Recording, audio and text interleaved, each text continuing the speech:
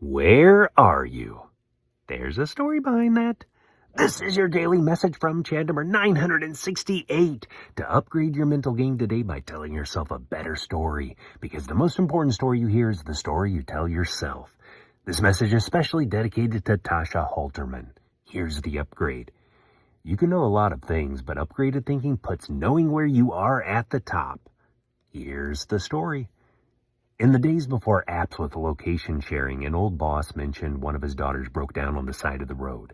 But he always emphasized with his kids to pay attention to the mile markers. So, if they ever get in a wreck, get a flat tire, or run into any type of trouble and they find themselves on the side of the road, they can at least provide a location.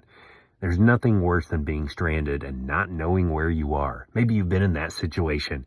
Even if you can call for help, if you can't explain where you are, it makes it a challenge for help to come. In the context of the battlefield, the most important piece of information a soldier needs is to know where they are. This trumps all other data. Enemy position and supply count is good to know, but if they don't know their own position, they might be trapped or need support. It's hard for backup to find them if they can't tell them where they are. A leader telling a soldier or troops to follow him, but he can't tell them where he is, would be awkward. This applies personally and professionally to decision making. Without the foundational awareness of your own situation, you can easily misinterpret things. You can waste time going after information that is totally irrelevant to your situation. In a marriage, the classic example is the spouse that gets blindsided by divorce papers.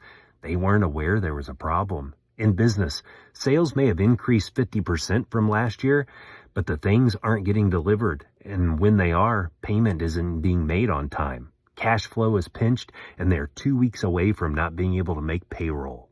A good business can go out of business by looking at the wrong information. They really weren't aware of where they were.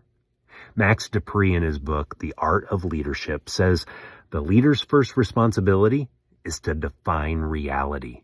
Reality is the way things really are. Context is everything. Where do things stand? Bob Beal's line is, nothing is meaningful without context. Self-awareness is all about context. Self-awareness is developing the will and skill to see yourself clearly, and this requires self-reflection. The better story to tell yourself is, I at least know where I am. Again, context is key.